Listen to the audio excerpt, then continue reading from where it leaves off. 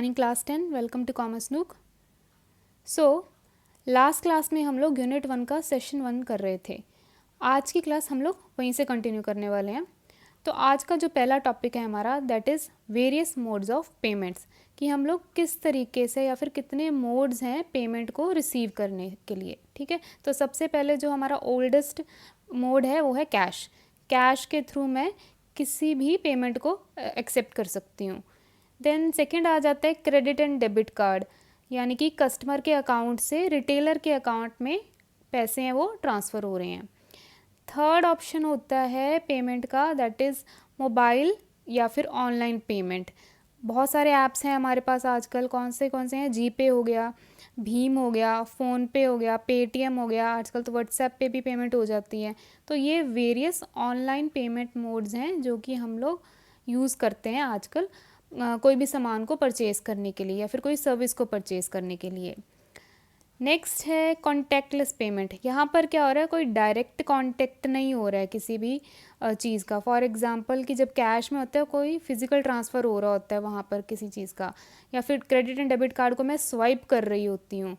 लेकिन contactless payment में क्या है, वहाँ पर कोई भी टेक्नोलॉजी आपस में ऐसे टच नहीं कर रही होती है। फॉर एग्जांपल आप इसमें देख सकते हो, ये फर्स्ट पिक्चर के अंदर ही यहाँ पर इस कार्ड के ऊपर ही, डेबिट कार्ड के ऊपर वाईफाई लगा हुआ, जिसकी वजह से जैसे ही उसे वो उसकी मशीन के ऊपर रखेगा वो साथ के साथ है वो कैच कर लेगा सिग्नल और पेमेंट वहाँ से हो जाती है। सेम होता है ये एप्पल की वॉच के अंदर भी ये फीचर अवेलेबल है। एंड ये जो बार कोड है वहाँ पर भी आपको सिर्फ स्कैन करना होता है और साथ के साथ पेमेंट हो जाती है। ठीक है, नो डाउट कि आपको वो कोड डालना पड़ता है एक बार अपना, उसके बाद पेमेंट हो जाती है। ठीक है, ये हो गया हमारा कॉन्टैक्टलेस पेमेंट। नेक्स्ट है gift card. Some companies they provide gift cards to their customer. तो फॉर एग्जांपल ये अमेज़ॉन वाले क्या करते हैं, अगर आप एक सर्टेन अमाउंट की कोई सामान परचेज़ करते हो उनसे तो आपको गिफ्ट कार्ड दे देते हैं या फिर कूपन्स भी देते हैं कई बार। लेकिन हम लोग गिफ्ट कार्ड को डिस्कस करते हैं। गिफ्ट कार्ड में क्या है कि मान लो उन्होंने आपको कोई 15,000 का गिफ्ट कार्ड दे दिया। अब वो क्या करेंगे, आपको एक टाइम दे देते हैं कि अगर आप इस टाइम पीरियड के अंदर अंदर कोई सामान खरीदते हो हमारी साइट से ही, तो आपको वो सामान हमारे गिफ्ट कार्ड पे चार्ज हो जाएगा, यानी कि हमें कोई एक्स्ट्रा पेमेंट नहीं करनी पड़ेगी और वो सामान हमें उस गिफ्ट कार्ड से, हमें उसकी पेमेंट ऑलरेडी हो चुकी है और वो हमें फ्री में मिल जाता है। ठीक है, तो ये गिफ्ट कार्ड के थ्रू भी हम लोग पेमेंट कर सकते हैं। कि ज़्यादातर आपको कोई फेस्टिव सीज़न चल रहा होता है उस वक्त पे ही आपको ऐसे गिफ्ट कार्ड्स मिलते हैं। कुछ कंपनीज़ होती हैं वो भी अपने एम्प्लॉयज़ को बोनस के तरह गिफ्ट कार्ड्स उन्हें देती हैं। ठीक है, तो ये गिफ्ट कार्ड्स हो गए, यानी कि इनकी पेमेंट पहले ही हो चुकी होती है, आपको बस इसे स्वाइप करना है। एक और चीज़ ध्यान रखनी है गिफ्ट कार्ड के अंदर, ये सिर्फ हम लोग कुछ जगहों पर ही चला सकते हैं। ये गिफ्ट कार्ड कुछ ही लोग हैं वो एक्सेप्ट करते हैं, हर कोई एक्सेप्ट नहीं करता है। ठीक है, देन है नेक्स्ट इलेक्ट्रॉनिक फ़ंड ट्रांसफ़र। अभी electronic fund transfer. Electronic fund transfer का मतलब इलेक्ट्रॉनिक यानी कि ऑनलाइन, फ़ंड यानी कि पैसा, और ट्रांसफ़र यानी कि आप ऑनलाइन पैसा ट्रांसफ़र कर रहे हो एक अकाउंट से दूसरे अकाउंट में, यानी या फिर एक बैंक से दूसरे बैंक में। तो जब हमारे पास ये ऑनलाइन मोबाइल पेमेंट ऐप्स वगैरह नहीं थे तो उस वक्त पे हम लोग कैसे पेमेंट करते थे, आरटीजीएस या फिर नेफ्ट के थ्रू। आज भी होते हैं इनसे पेमेंट, बट क्योंकि ये ऑनलाइन पेमेंट वाले मोबाइल ऐप्स वगैरह थोड़े ज़्यादा चलने लग गए हैं तो इनका जो थोड़ा यूज़ है वो कम हो गया है, लेकिन स्टिल बहुत सारे लोग आज भी इसे यूज़ करते हैं। तो ये आरटीजीएस क्या है, आरटीजीएस है रियल टाइम ग्रॉस सेटलमेंट। कई बार एग्ज़ाम में पूछ लेते हैं इसकी full form, real time gross settlement. And NEFT की फुल फॉर्म है नेशनल इलेक्ट्रॉनिक फ़ंड ट्रांसफ़र। क्या डिफरेंस है दोनों में? दोनों में डिफरेंस सिर्फ अमाउंट का है। दोनों ही आपकी हेल्प करते हैं एक अकाउंट से दूसरे अकाउंट में पैसा ट्रांसफ़र करने के लिए। क्या डिफरेंस है, आरटीजीएस में लिमिट है कि आपके पास, आपको अगर किसी को पैसा भेजना है तो मिनिमम लिमिट है 2 लाख की, कि 2 लाख रुपए तो होने ही चाहिए, और मैक्सिमम कोई लिमिट नहीं है कि कितना आप भेज सकते हो। नेफ्ट के अंदर ये बेनिफिट है कि यहाँ पर आपको कोई लिमिट नहीं है मिनिमम। अगर मैं 1 रुपया भी भेजना चाहती हूँ तो मैं वो 1 रुपया भी नेफ्ट के थ्रू ऑनलाइन किसी को मैं ट्रांसफ़र कर सकती हूँ। नो लिमिट, मिनिमम कोई लिमिट नहीं है नेफ्ट में। ठीक है, लेकिन आरटीजीएस में ये है लिमिट। तो ये दो हैं हमारे पास इलेक्ट्रॉनिक फ़ंड ट्रांसफ़र के ऑप्शंस पेमेंट के। उसके बाद है ये नेफ्ट की फुल फॉर्म थी national electronic fund transfer. Next है चेक। आप चेक के थ्रू पेमेंट कर सकते हैं। चेक के थ्रू कैसे? ये चेक बुक्स हैं, ये आपको बैंक्स इशू करते हैं एंड देन आप इसे फिल करके आप जिसे भी पेमेंट करना चाहते हैं वो अमाउंट आप यहाँ पर लिखकर डेट वगैरह डालकर अच्छी तरीके से पूरी इन्फॉर्मेशन डालकर देन साइन करके आप उसे पकड़ा सकते हैं जिसे भी आपको पेमेंट करनी है।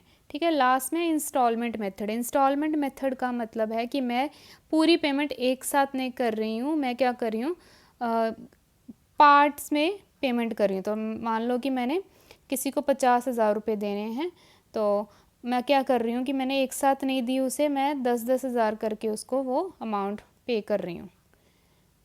ठीक है। तो ये क्या हुआ, इंस्टॉलमेंट्स में मैं पैसे दे रही हूँ किसी को। तो ये थे हमारे various modes of payments. Next है टॉपिक पॉइंट ऑफ सेल। वैसे तो हम डिस्कस कर चुके हैं कि ये क्या है point of sale. Point of sale होता है, इसे हम सिंपली बोले तो ये कैश काउंटर है। कैश काउंटर पे क्या करते हैं हम लोग, पेमेंट रिसीव कर रहे होते हैं। ठीक है। कैश काउंटर पे आप पेमेंट रिसीव कर रहे होते हैं और वहाँ पर आप अलग अलग इक्विपमेंट्स का इस्तेमाल कर रहे हो, वो होते हैं हमारे पॉइंट ऑफ सेल के इक्विपमेंट्स। फॉर एग्जांपल आपके पास हो गया स्कैनर हो गया, या फिर बारकोड रीडर हो गया, मॉनिटर हो गया, या फिर आपके पास प्रिंट रिसीट होगी और रिसीट प्रिंटर हो गया। ये सब कौन से हैं, ये हैं हमारे सारे पॉइंट ऑफ सेल के इक्विपमेंट। पॉइंट ऑफ सेल क्या है, ये कैश काउंटर भी बोल देते हैं हम इसे। तो और अब हम इसके डिस्कस करते हैं हम इसके फीचर्स। तो सबसे पहला जो फीचर है वो है barcode scanning quickly scan items. तो बारकोड से क्या है, मैं क्या कर सकती हूँ, बारकोड रीडर से, not barcode scanning, barcode reader से मैं ईजिली किसी भी प्रोडक्ट को स्कैन कर सकती हूँ। और मैं जैसे ही उसे स्कैन कर देती हूँ, साथ के साथ क्या होगा, वो जो भी प्रोडक्ट है वो मेरे स्क्रीन पे मुझे दिखेगा। ठीक है। उसकी सारी डिटेल्स मुझे मेरे स्क्रीन पे दिखाई देगी। ठीक है। जैसे आपको इस पिक्चर में भी दिख रहा होगा, इस वीडियो में वो स्कैन कर रहा है, देन उसके पास ये जो आईपैड है वो उसके अंदर वो सारी की सारी डिटेल्स उसके आईपैड में आ रही हैं। नेक्स्ट है it support EAN, UPC, GTIN, QR and custom barcodes. अब ये जो आपका बारकोड रीडर है ये क्या करता है, ये आपको ये EAN को सपोर्ट कर रहा है, UPC को सपोर्ट कर रहा है, GTIN और QR और कस्टम बारकोड को, इन सभी को सपोर्ट कर रहा है। तो ये अलग अलग बारकोड्स के टर्म्स हैं। कहने का मतलब क्या है, ये EAN क्या है, ये बारकोड है। हर एक कंट्री एक अलग तरीके का बारकोड इस्तेमाल कर रही है। नॉट आई विल से कि हर एक कंट्री, दिखा देती हूँ मैं आपको। तो ये है GTIN, क्या होगा, ग्लोबल ट्रेड आइटम नंबर। तो दो तरीके के आइटम नंबर्स हैं हमारे पास जो कि कंट्रीज़ इस्तेमाल करती हैं। जो मोस्ट ऑफ द कंट्रीज़ इस्तेमाल कर रही हैं GTIN, वो है EAN, यानी कि यूरोपियन आर्टिकल नंबर का इस्तेमाल मोस्ट ऑफ द कंट्रीज़ कर रही हैं, एक्सेप्ट USA एंड कनाडा। वो कौन सा GTIN यूज़ करते हैं, वो करते हैं UPC का इस्तेमाल कर रहे हैं। वो है क्या, ये EAN या फिर UPC क्या है, ये जो आपने बारकोड्स देखे होंगे, ये बारकोड्स के नीचे ना एक नंबर लिखा होता है। अगर वो नंबर 13 डिजिट का है, अगर वो नंबर 13 डिजिट्स का है, दैट मीन्स, यानी कि इसको काउंट कर लो, ये 13 डिजिट्स अगर हैं यहाँ पर, तो वो कौन सा है, वो है EAN। यानी कि वो जो प्रोडक्ट बना होगा या फिर अगर कहीं बेचा जा रहा है तो वो किसका है, वो EAN का है, यूरोपियन आर्टिकल नंबर है। ठीक है। लेकिन अगर वो नंबर यहाँ पर 13 डिजिट नहीं है, 12 डिजिट हैं, इसको काउंट करके भी देख सकते हो। अगर ये 12 डिजिट हैं, दैट मीन्स कि वो नंबर UPC का है, यानी कि ये प्रोडक्ट या तो US में बना है या फिर ये कनाडा में बना है या फिर वहाँ पर उसको भेजा जा रहा है। तो ये दो तरीके के नंबर हैं जो कि इस्तेमाल किए जाते हैं अंडर GTIN। ठीक है। ग्लोबल ट्रेड के अंदर, यानी कि सामान को जब आप ट्रेड कर रहे हो उस वक्त पे हम लोग दो तरीके के बारकोड के इस्तेमाल कर रहे हैं। अब पहला कौन सा था हमारे पास, एक तो है EAN और दूसरा है UPC। अगर उसके अंदर 13 डिजिट्स हैं, आपके बार कोड के अंदर 13 डिजिट हैं, दैट मीन्स कि वो EAN का नंबर है, यानी कि उसकी बिजनेस सेलिंग इंटरनेशनली हो रही है। लेकिन अगर उसके अंदर 12 डिजिट हैं, दैट मीन्स कि वो US या कनाडा का है। तो जब आपके पास जो बार कोड वाली मशीन होगी, अगर आपके पास बार कोड वाली मशीन है तो वो एक तो ये EAN को भी सपोर्ट करती है और ये जो आपका जो दूसरा UPC है उसे भी सपोर्ट करती है। अगर कोई कस्टम बार कोड बना लेता है, अपना ही किसी ने अपना बार कोड बना लिया, तो उसको भी ये सपोर्ट करती है। ठीक है, तो ये मैं आपको पॉइंट ऑफ सेल के कुछ फीचर्स बता रही हूँ कि आप जो बार कोड रीडर इस्तेमाल करते हो, जो बार कोड वाली मशीन है स्कैन करने के लिए इस्तेमाल करते हो, आप उससे कोई भी बार कोड है उसे स्कैन कर सकते हो। ये पढ़ाने का मेरा मकसद ये था। ठीक है, एक चीज़ ज़रूरी ध्यान रखना, इस बार ना एग्ज़ाम में पूछा गया था ये EAN की फुल फॉर्म। ठीक है, तो ये फुल फॉर्म्स मैंने आपको इसीलिए यहाँ पे लिख दी है। EAN की फुल फॉर्म है European article number. I am not sure कि ये NCERT में है या नहीं है, पर इसकी फुल फॉर्म क्या है, यूरोपियन आर्टिकल नंबर। और UPC की full form universal product code. GTIN की भी आप लोग याद रखेंगे। ये कुछ फुल फॉर्म्स हैं जो आपको पता होनी चाहिए। नेक्स्ट इज, हाँ आगे फीचर्स ही कंटिन्यू हो रहे हैं। Support exchange feature enable setting multiple exchange prices for the same product. एक ही प्रोडक्ट के मैं मल्टीपल प्राइसेस रख सकती हूँ।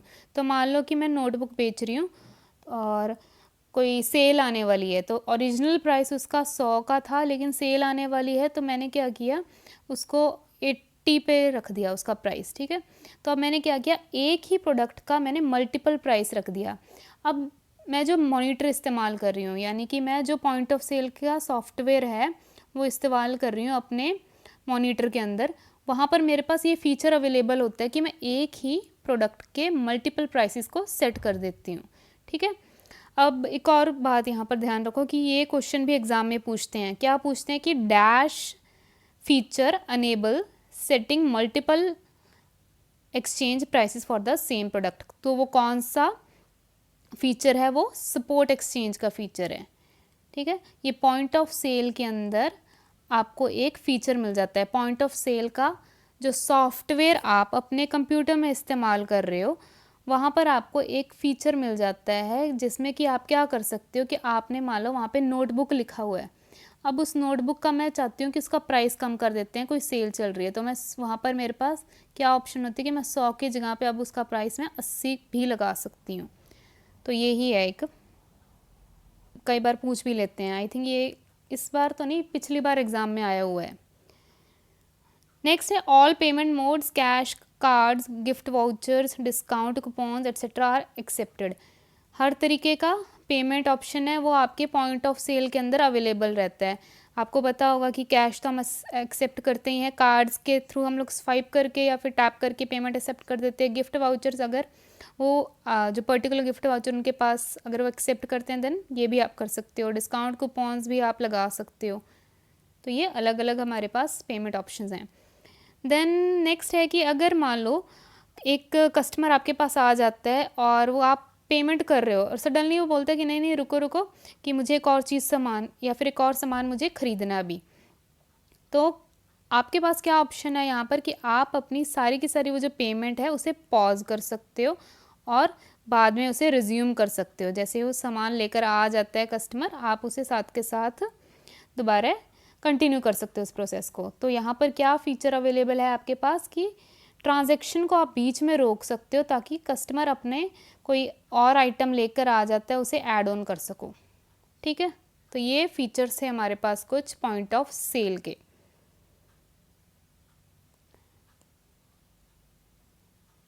आगे भी हैं, it record what is sold and what needs to be reordered. अब पॉइंट ऑफ सेल के अंदर मुझे क्या फ़ायदा हो जाता है, तो ये आप देख रहे हो स्क्रीन पे क्या है ये, यहाँ पर एक सॉफ्टवेयर का इस्तेमाल किया जा रहा है। अब उस सॉफ्टवेयर में क्या है कि मैं कोई भी आइटम को रिकॉर्ड कर सकती हूँ जो मैंने बेची है।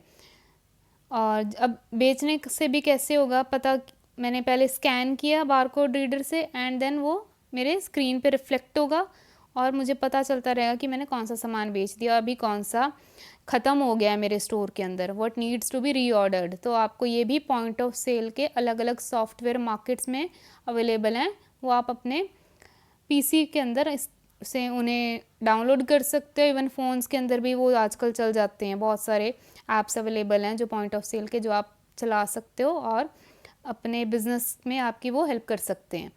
ठीक है, तो क्या रिकॉर्ड कर सकते हैं, एक तो क्या बेचा जा रहा है और what needs to be reorder, कौन सी चीज़ है जो आपको दोबारा से रीऑर्डर करनी पड़ेगी।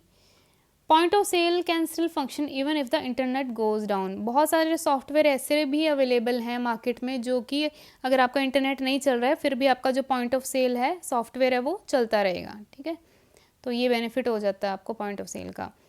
Is preventing theft. At the end of the day you can easily match the money in the drawer with the sales on computer. तो मेरे स्क्रीन के ऊपर एक पर्टिकुलर अमाउंट दिखाई देगी eight the end of the day कि मैंने आज के दिन में कितनी सेल्स की है। अब मैं उस सेल को मैच कर सकती हूँ कि मेरे ये जो कैश ड्रॉर है उसके अंदर पैसा जितना पड़ा है क्या वो उससे मैच हो रही है या नहीं हो रही है। अगर नहीं हो रही है दैट मीन्स कि कुछ गड़बड़ हुई है, या तो कस्टमर पैसा देना भूल गया या चोरी हो गए हैं। ठीक है, तो ये आपको बेनिफिट मिलता है इन सॉफ्टवेयर्स का, या फिर पॉइंट ऑफ सेल का ये आपको बेनिफिट मिलता है, राइट। और next topic is telecom retail billing. Very very important, इस बार भी एग्ज़ाम में ये पूछा गया था, पिछली बार भी पूछा था और उससे पिछली बार भी ये क्वेश्चन पूछते हैं ये लोग। ठीक है, तो आपको ये अच्छे से पढ़ना है, एमसीक्यूज़ में भी आ जाता है ये क्वेश्चन या फिर 2 मार्क्स में भी ये पूछ लेते हैं। क्या है ये telecom retail billing.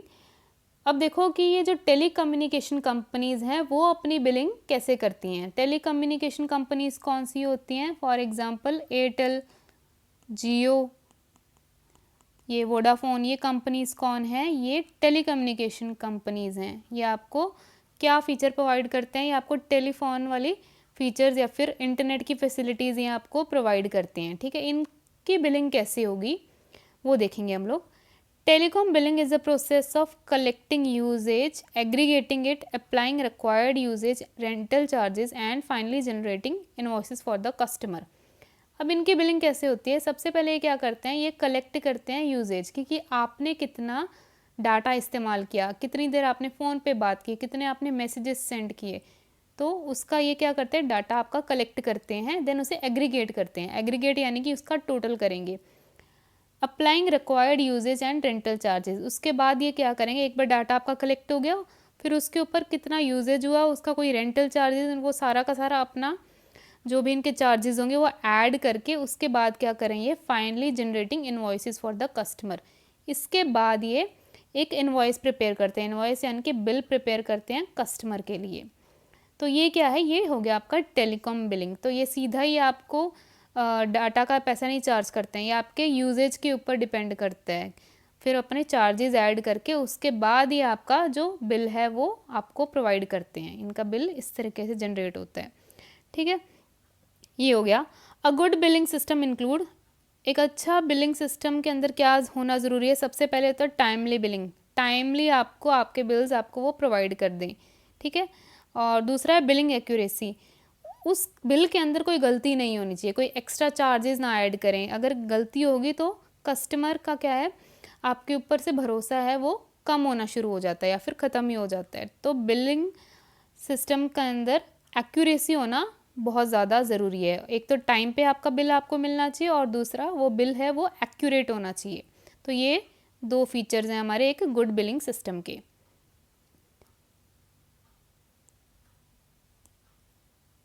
Telecom billing process includes dash and dash payment from the customers. ये भी क्वेश्चन एग्जाम में आ जाता है कि क्या क्या चीज़ें होनी ज़रूरी हैं। एक तो है receiving end recording. Telecom billing process includes receiving end recording payment from the customer. तो ये भी आप डेफिनेशन याद कर सकते हो टेलीकॉम बिलिंग की।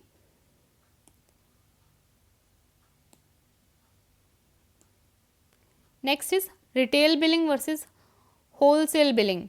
तो 2 तरीके के हैं। रिटेल बिलिंग को आप टेलीकॉम रिटेल बिलिंग भी बोल सकते हो। ठीक है, रिटेल बिलिंग यानी कि आपकी उसी के बारे में बात हो रही है जो भी हमने पढ़ा, टेलीकॉम रिटेल बिलिंग। तो रिटेल बिलिंग और होलसेल बिलिंग के अंदर क्या डिफरेंस है? जो रिटेल बिलिंग है वो इंडिविजुअल पर्सन है, वो उसको पेमेंट कर रहा है, ठीक है, यानी कि B2C बिजनेस है, यानी कि बिजनेस टू कंज्यूमर हो रहा है यहाँ पर बिजनेस। एग्जाम्पल क्या ले सकते हैं कि मान लो मैं एयरटेल की यूज़र हूँ, एयरटेल क्या है, बिजनेस हो गया, और मैं कौन हूँ, मैं हूँ कस्टमर। तो मैं अगर एयरटेल का पैक डलवा रही हूँ अपने फ़ोन के अंदर, ठीक है, या उनकी सर्विसेज इस्तेमाल कर रही हूँ और मैंने उन्हें पेमेंट की, तो मैं कौन हूँ, मैं कस्टमर हूँ। तो ये B2C ट्रांजेक्शन हो रही है, ये B2C बिजनेस है। Bill is paid by an individual person. Retail billing में कौन पेमेंट कर रहा है, इंडिविजुअल पर्सन कर रहा है। लेकिन होलसेल बिलिंग में कौन पेमेंट कर रहा है, ये कंपनी कर रही है। यानी कि यहाँ पर कौन सा बिजनेस मोड चल रहा है या फिर कौन सा बिजनेस मॉडल चल रहा है, वो चल रहा है B2B, यानी कि बिजनेस टू बिजनेस ट्रांजेक्शन हो रही है, बिजनेस टू बिजनेस ट्रांजेक्शन हो रही है यहाँ पर। रिटेल बिलिंग में बिजनेस टू कस्टमर ट्रांजेक्शन होती है और होलसेल बिलिंग में आप बिजनेस टू बिजनेस ट्रांजेक्शन कर रहे हो। तो एग्जांपल क्या ले सकते हैं हम लोग कि मान लो एक मिस्टर ए है, कोई मिस्टर ए इंडिया के अंदर एयरटेल का सर्विसेज इस्तेमाल कर रहे हैं, ठीक है, लेकिन वो कुछ टाइम के लिए USA चले गए, ठीक है, मान लो एक हफ्ते के लिए वो USA चले गया, वहाँ पर उन्होंने वहाँ का टावर का इस्तेमाल किया। अब USA के अंदर तो एयरटेल नहीं है ना, तो फिर वो कैसे पेमेंट होगी वहाँ पर क्या होगा, ये जो USA के अंदर AT&T नेम से कंपनी है, मान लो इन्होंने क्या किया, इन्होंने एयरटेल वालों के साथ कोई इनका साइन अप था, तो इन्होंने क्या किया, जितने दिन भी मिस्टर ए ने AT&T का इस्तेमाल किया, ये भी आपका एयरटेल, जैसे एयरटेल कंपनी हमारे यहाँ वहाँ US के अंदर AT&T कंपनी है, तो जितने दिनों तक मिस्टर ए ने AT&T कंपनी की सर्विसेज का इस्तेमाल किया, उसका बिल अब ये क्या करेंगे, AT&T क्या करेंगे, वो एयरटेल को भेज देंगे, ठीक है। अब ये क्या हुई है, अब ये इन दोनों के बीच में, ये एयरटेल वाले अब AT&T को पेमेंट करेंगे, तो ये पेमेंट दो बिजनेस के बीच में हुई है। तो यहाँ पर ये कौन सी बिलिंग है, ये है होलसेल बिलिंग। नो डाउट कि बाद में एयरटेल वाले मिस्टर ए से चार्जेस ले लेंगे, लेकिन अभी के लिए किसके बीच में ट्रांजैक्शन हो रही है, AT एंड एयरटेल के बीच में ट्रांजैक्शन हुई है। ये होती है बिजनेस टू बिजनेस ट्रांजैक्शन, जब दो बिजनेसेस आपस में ट्रांजैक्शन कर रहे हैं कोई। अब एग्ज़ाम में क्वेश्चन क्या आ जाता है यहाँ पर, वो बहुत बार ये लोग पूछ लेते हैं कि कौन सा सॉफ्टवेयर इस्तेमाल करते हैं, ठीक है। तो रिटेल बिलिंग के अंदर कन्वर्जेस और एमडॉक्स है, are use to manage individual accounts. तो ये दो सॉफ्टवेयर का इस्तेमाल होता है अगर आप रिटेल बिलिंग के अंदर, ठीक है। वैसे तो बहुत सारे सॉफ्टवेयर आ गए हैं आजकल मार्केट के अंदर, बट NCERT के अंदर जो लिखा है हम एक बार उसी के ऊपर फोकस करेंगे, क्योंकि एग्ज़ाम में वही पूछ रहे हैं, राइट। तो जितना एक बार NCERT में गिवन है उतने पे ही फोकस करो, अगर कुछ एक्स्ट्रा होगा देन मैं आपको बता दूंगी। रिटेल बिलिंग में दो तरीके के सॉफ्टवेयर का इस्तेमाल हो रहा है, एक तो हो गया कन्वर्जेस एंड एमडॉक्स, ठीक है। क्या क्वेश्चन डाल देते हैं कि वो चार आपको ऑप्शन दे देंगे कि या कन्वर्जेस हो गया, एस्केड हो गया, इंटेक हो गया, इनमें से कौन सा रिटेल बिलिंग के लिए सॉफ्टवेयर इस्तेमाल किया जाता है, तो आंसर होगा कन्वर्जेस, ठीक है। होलसेल बिलिंग के लिए आप कौन सा इस्तेमाल करते हो, एक एस्केड हो गया और इंटेक। क्यों ये कर रहे हैं कि थोड़ा ये हैवी वॉल्यूम के जो ट्रांजेक्शन्स हैं उसको हैंडल इजीली कर पाते हैं, और ये कन्वर्जेस और एमडॉक्स हैं, ये आपको थोड़ा इंडिविजुअल अकाउंट्स को हैंडल करने में ज़्यादा हेल्प करते हैं, राइट। तो रिटेल बिलिंग क्या है, ये यहाँ पर बिल कौन पे कर रहा है, इंडिविजुअल पे कर रहा है, यानी कि मेरे जैसा इंसान पे कर रहा है, और होलसेल बिलिंग में दो कंपनीज आपस में बिल पेमेंट कर रही हैं, ठीक है। एक बिल पे कर रहा है और एक रिसीव कर रहा है उस अमाउंट को। तो B2B समझ में आया, B2B हो गया बिजनेस टू बिजनेस, B2C होता है बिजनेस टू कस्टमर, राइट। ये था हमारा retail billing and wholesale billing. Next है गो फ्रूगल, जो कि इस बार सरप्राइजिंगली एग्जाम में पूछा गया था। क्या पूछा था कि ये गो फ्रूगल है वो क्या है, ठीक है। तो गो फ्रूगल है एक रिपोर्टिंग टूल है, सॉफ्टवेयर ही है। क्या करता है ये सॉफ्टवेयर, आपके लिए रिपोर्ट्स तैयार करता है। तो जैसे कि जब हम लोगों ने ये टॉपिक स्टार्ट किया था तो हमने हेड कैशियर के बारे में पढ़ा था। हेड कैशियर अलग अलग तरीके की रिपोर्ट्स प्रिपेयर कर रहा है। कौन सी रिपोर्ट्स होती है, वो MIS वाली रिपोर्ट्स हैं। MIS यानी कि management information system, management information system. आपके मैनेजमेंट यानी कि आपके बिजनेस के अंदर बहुत सारी इंफॉर्मेशन है, ठीक है। अब आप उसे कैसे मैनेज करोगे, आप अलग अलग रिपोर्ट्स को प्रिपेयर करके। मास्टर्स में एक अलग से सब्जेक्ट भी होता है हमारे पास MIS का, ठीक है। तो मैनेजमेंट इंफॉर्मेशन सिस्टम, अभी इतने के लिए ही याद रखो कि आपको अपने बिजनेस में अलग अलग तरीके से रिपोर्ट्स तैयार करनी पड़ती हैं कि कितने ट्रांजैक्शन हुई है, कितने रिटर्न्स आए हैं, कितने रिफंड्स आए हैं, कौन सा सामान बिका, कब बिका, क्यों बिका, किसने ख़रीदा। तो आपको अलग अलग तरीके से रिपोर्ट्स प्रिपेयर करनी पड़ती हैं।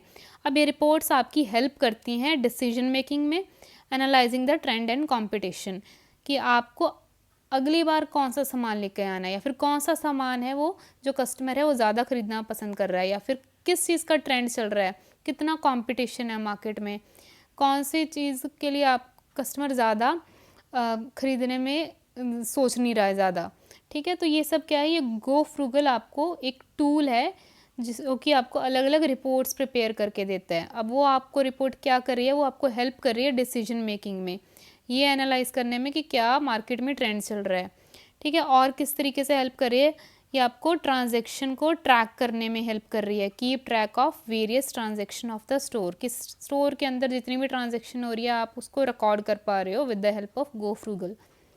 GST को आप कैलकुलेट कर पा रहे हो, ऑब्वियस सी बात है, अगर ट्रांजैक्शन आपकी रिकॉर्ड हो गई है तो लास्ट में आप GST भी इजीली कैलकुलेट कर पाओगे अपने इस सॉफ्टवेयर में।